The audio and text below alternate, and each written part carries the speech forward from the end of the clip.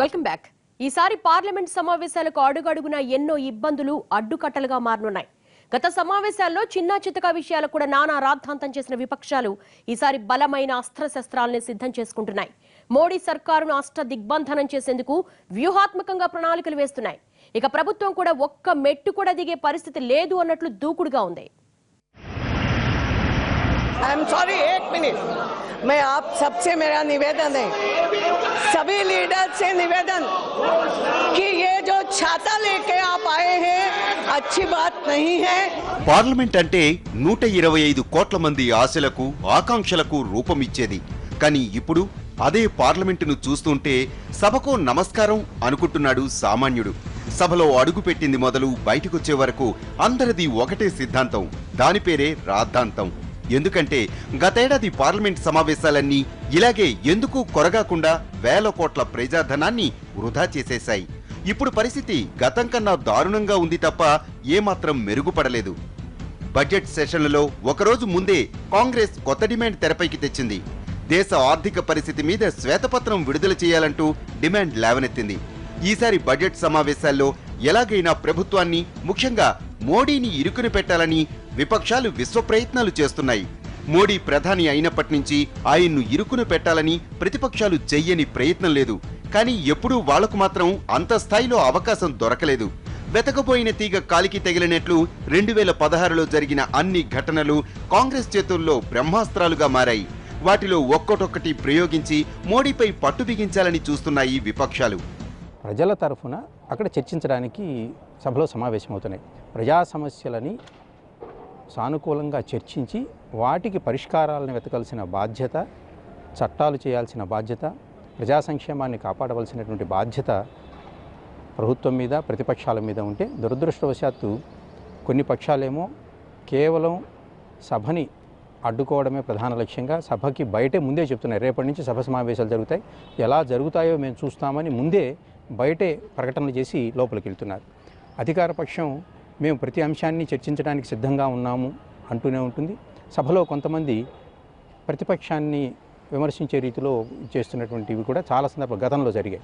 ఇప్పటికే రాజ్యసభలో జేఎన్యూ వివాదంపై చర్చ కొనసాగించాలని వ్యూహం సిద్ధం చేసుకున్నారు. రాజ్యసభలో ఈ అంశంపై 3 రోజుల పాటు చర్చించేందుకు ప్రభుత్వం అంగీకరించడంతో విపక్షాలు తమ వ్యూహాలకు పదును పెడుతున్నాయి. రాజ్యసభలో బలం లేదని నానా ఇబ్బందులు పడుతున్న ప్రభుత్వానికి ఈ వివాదం మరింత తలనొప్పిగా మారింది. జేఎన్యూ వివాదంలో విద్యార్థులకు మద్దతుగా నిలబడ్డ కాంగ్రెస్, వామపక్షాలన్నీ పెద్దల సభలో ప్రభుత్వాన్ని అష్టదిగ్బంధనం చేసేందుకు వ్యూహం రచించాయి.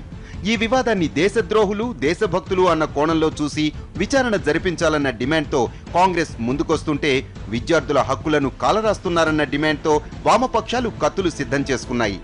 సమస్యలు పట్టవు, అరుచుకోవడానికి, కేకలేసుకోవడానికే పెడతారు, బలాబలాలు తేల్చుకోవడానికే పెడతారు, కానీ ప్రజా సమస్యలను తేల్చుకోవడానికి కాదని ఎప్పుడో రుజువైపోయింది. ఇది మంచి ప్రధానమంత్రులు, మంచి ప్రతిపక్ష నాయకులు ఉన్నప్పుడు సజావుగా సాగింది. గాడి తప్పి చాలా రోజులైంది. ఇవాళే నిన్నో మొన్నో కాదు, గాడి తప్పి చాలా రోజులైపోయింది. ఆ గాడి తప్పిన పట్టాలు తప్పినటువంటి రైలే అలా నడుస్తోంది, బోల్తా పడుతూ లేస్తూ, పడుతూ లేస్తూ నడుస్తోంది ఈ ప్రజాస్వామ్య రథం. ఈ ఒక్క అంశంతో పాటు రోహిత్ వేముల ఆత్మహత్యను కూడా కలగలిపితే వివాదానికి మరింత బలం చేకూరుతుందని, దీంతో దేశవ్యాప్తంగా యూనివర్సిటీల్లో జరుగుతున్న దారుణాల గురించి ప్రశ్నించి ప్రభుత్వాన్ని నిలదీయవచ్చన్న ఆలోచనతో కామ్రేడ్లు కత్తులు నూరుతుంటే, ఈ 2 అంశాలతో పాటు అరుణాచల్ ప్రదేశ్ అంశాన్ని కూడా ప్రస్తావించాలని కాంగ్రెస్ రెడీ అవుతోంది. ఈ 3 అంశాలతో పాటుగా దేశవ్యాప్తంగా మంటలు రేపుతున్న కోటా వివాదాల్ని కూడా ప్రస్తావించాలని విపక్షాలు ప్రయత్నిస్తున్నాయి. జాట్ రిజర్వేషన్ల సందర్భంగా రేగిన అల్లర్లు, అదేవిధంగా దేశవ్యాప్తంగా రిజర్వేషన్ల కోసం జరుగుతున్న ఉద్యమాలను కూడా ప్రస్తావించాలని చూస్తున్నారు. ఇక కేవలం మోడీని టార్గెట్ చేయడానికి పఠాన్కోట్ అల్లర్లను అడ్డుగా వాడుకోవాలని వ్యూహరచన చేస్తున్నారు. మోడీ సీక్రెట్ గా టూర్ ప్లాన్ వేసి పాకిస్తాన్ వెళ్లి వచ్చిన 2 వారాలకే తీవ్రవాదులు పఠాన్కోట్ మీద విరుచుకుపడ్డారు. ఈ అంశంపై మోడీ వైఫల్యాల్ని ఎండగట్టాలని విపక్షాలు బడా వ్యూహరచన చేస్తున్నాయి. నిజానికి సభ వాయిదా పడితే ప్రభుత్వానికి వచ్చే నష్టం ఏమీ లేదు. ఎందుకంటే ప్రభుత్వం యొక్క దృష్టి ఎంతసేపు తను ఆమోదింపజేయదలుచుకున్నటువంటి బిల్లుల మీద ఉంటుంది. సభ వాయిదా పడితే జనరల్గా ఆ బిల్లుల్ని ఆర్డినెన్స్ రూపంలో తీసుకొస్తారు, లేకపోతే ఏదో ఒక సమయంలో హడావిడిగా బిల్లుల్ని పాస్ చేయించుకొని మమ అనిపించుకుంటారు. దానివల్ల ఒక బిల్లు మీద, ముఖ్యమైనటువంటి బిల్లు మీద చర్చ జరిగి 4 విషయాలు పరిశీలనలోకి తీసుకోవాల్సినటువంటి సందర్భంలో అటువంటిదేమీ చర్చించకుండానే అటువంటి బిల్లులు పాస్ అయిపోయేటువంటి లక్షణం కూడా మనకు ఉంటుంది. మొత్తంగా ఉభయ సభల్లోనూ మోడీయే టార్గెట్ గా ముందుకెళ్తున్నాయి ప్రతిపక్ష పార్టీలు. లోక్సభలో తమకు కనీస బలం లేకపోయినా సరే ప్రభుత్వాన్ని సాధ్యమైనంతగా ఎదుర్కోవాలని చూస్తున్నాయి. అయితే ప్రతిపక్షాల ప్రయత్నాలను అడ్డుకోవడానికి మోడీ అండ్ కో తీవ్ర స్థాయిలో ప్రణాళికలు వేస్తున్నారు. ప్రతిపక్షాలకు ప్రభుత్వం కన్నా మోడీయే టార్గెట్ కాబట్టి ఇప్పుడున్న ఇష్యూలన్నింటినీ మోడీకి ముడిపెట్టడానికి ప్రయత్నిస్తున్నారు. జేఎన్యూ వ్యవహారంలో స్పందిస్తూ దేశభక్తి తన రక్తంలోనే ఉందంటూ రాహుల్ గాంధీ ఇచ్చిన కౌంటర్ చూస్తే ఈసారి సమావేశాల్లో మోడీ మీద దాడి ఏ రేంజ్లో ప్లాన్ చేస్తున్నారో అర్థమవుతుంది. ఈ సమావేశాల్లో కూడా రాహుల్ ఇదే అంశాన్ని ఏమాత్రం లేవనెత్తినా రచ్చ తప్పదు. అయితే ఈ పరిస్థితిని ఊహించే ఒడిషా సభలో మోడీ తీవ్ర స్థాయిలో ప్రసంగించారన్న అభిప్రాయాలు ఉన్నాయి. తన వేడి తగ్గలేదన్నట్లు, అవసరమైతే మరోసారి జూలు విదల్చడానికి సిద్ధంగా ఉన్నట్లు మోడీ చేసిన ప్రసంగం ప్రతిపక్షాలకు పరోక్షంగా చేసిన హెచ్చరిక అంటున్నారు కొందరు విశ్లేషకులు.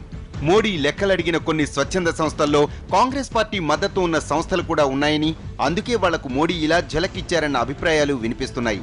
అంటే ఈసారి కూడా శాసనసభ సమావేశాలు అనుకున్నంత స్థాయిలో జరుగుతాయన్న నమ్మకం పెట్టుకోకపోవటమే మంచిదన్న అభిప్రాయం కలుగుతోంది.